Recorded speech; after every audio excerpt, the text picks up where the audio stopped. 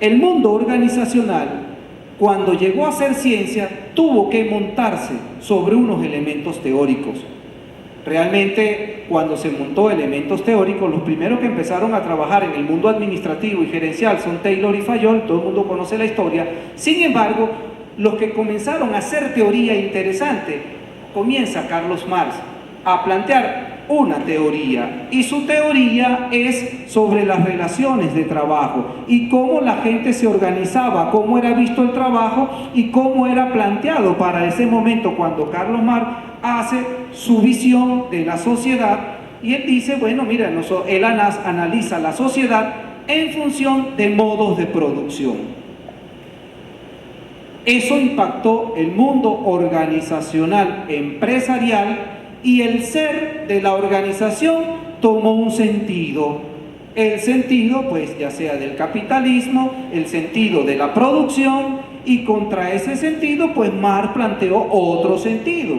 Entonces, el ser de la organización llevó adelante un modelo que algunos lo extralimitaron, y hoy tenemos unos debates entre modos de producción que aparentemente ya caducaron, pero que parece que hacen feliz a algunos en debatir en que las organizaciones tenían modelos de producción. Incluso algunos hablan de que la educación lo que tiene que formar es modelos de producción, la organización educativa.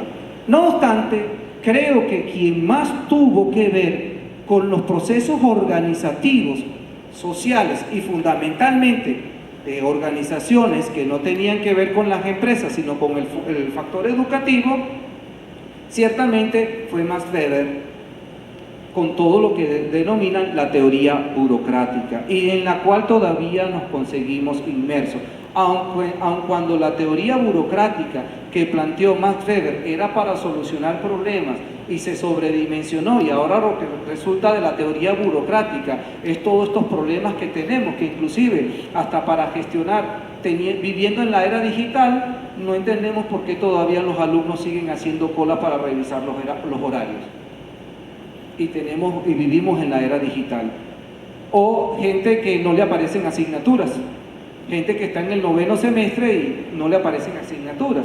O sea, cuando Max Weber observa y determina, él como sociólogo, cómo se podía organizar, porque el problema de aquí es ver cómo se organiza la sociedad, cómo se llevan a cabo procesos sociales y la organización para su efectividad, sin importar el paradigma reinante para el momento. La idea era solventar problemas, no crear problemas. Y es así como otra teoría muy importante que funcionó y se fusionó y fue absorbida por las instituciones educativas fue la teoría del poder de Foucault, donde hablamos de organizaciones disciplinarias. Es interesante que todo aquel que trabaja con estudios organizacionales se lean las teorías del poder de Foucault, donde no sabemos si educamos para la libertad o coaccionamos para la sociedad, donde no sabemos si nuestras instituciones son instituciones para formar la libertad y el libre pensamiento, o el pensamiento imperante del poder dominador social que en ese momento está. Y eso puede ser aplicado tanto en la organización con carácter de producción como las empresas, o también en las instituciones de carácter educativo. Entonces no sabemos si de verdad formamos para la libertad.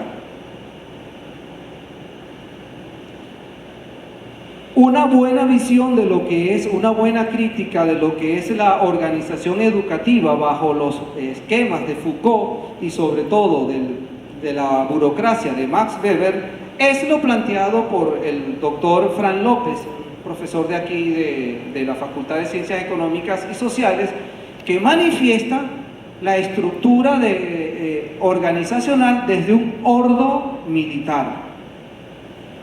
Fíjense que bueno, si aquí hay gente que está por graduarse, ¿cómo les encanta una toga y un birrete?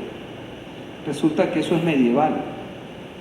Vivimos cuestionando a la iglesia y a los medievales y resulta que no nos vemos sin una toga y un birrete. Eso es medieval. O sea, todavía conservamos las cátedras. Las cátedras vienen de la cultura medieval. Y nosotros, las organizaciones educativas, a lo mejor avanzamos solo hasta la modernidad, porque nos quedamos con departamentos, llegamos hasta lo departamental. Es decir, generamos una cultura estructurada militarmente. Inclusive el mismo Fran López aquí habla de partidos políticos que se estructuraron de manera militar, de tal forma que nuestras organizaciones tienen un entorno direccional piramidal, donde lo que venden por allí y lo que afirman por allí es que la razón de ser son los estudiantes, siempre que estén bien pisados por el mando. Y entonces usted tiene toda una estructura académica que es una estructura de poder, que es una estructura burocrática y que está infectada de mucho militarismo por debajo. Frente a eso, comenzamos con nuevos paradigmas, es decir, también las organizaciones educativas tienen que superar su razón de ser. También las organizaciones educativas. Que yo sepa, estimados colegas, en el último arqueo que hicimos al Ministerio de Educación, desde el tiempo de Pérez Jiménez para acá, el Ministerio de Educación se conserva intacto.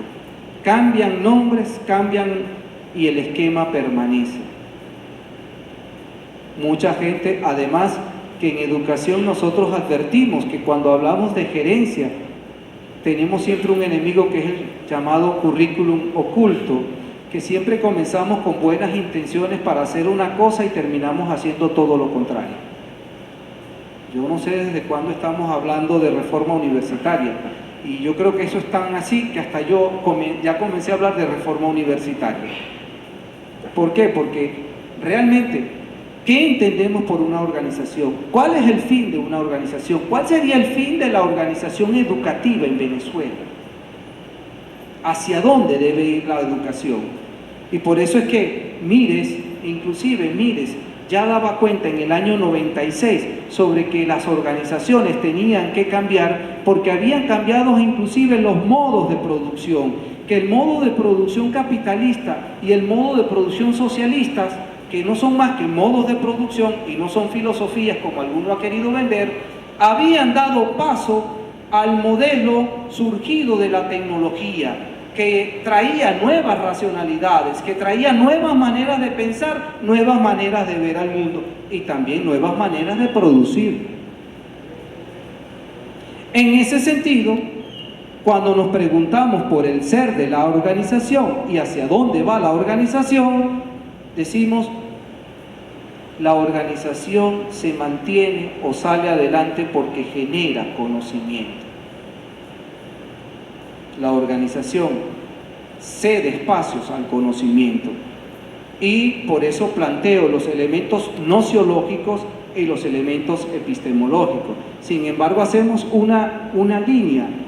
El área es la filosofía, el área que se encarga del conocimiento en general o teoría del conocimiento es la nociología, y el área que se encarga de preguntarse cómo es posible el conocimiento científico dentro de un campo determinado es la epistemología. En sentido clásico, conocer es entender de intelligere, que equivale a leer en el interior, o también como robar la interioridad del objeto por el entendimiento. Conocer es intuir de intus ire, como entrar de rendón, del entendimiento en lo más secreto del objeto.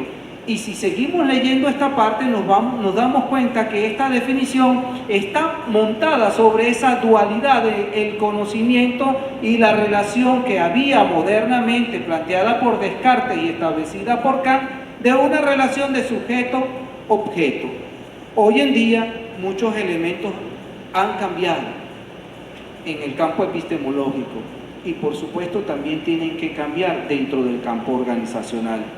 Incluso ya Morin no habla de esa relación sujeto-objeto, sino que ya lo habla también en términos, digamos, no organizacionales, sino de la era digital. Ahora no soy yo pienso, sino ego cómputo, aduciendo metafóricamente a lo que se hace en el mundo de la información.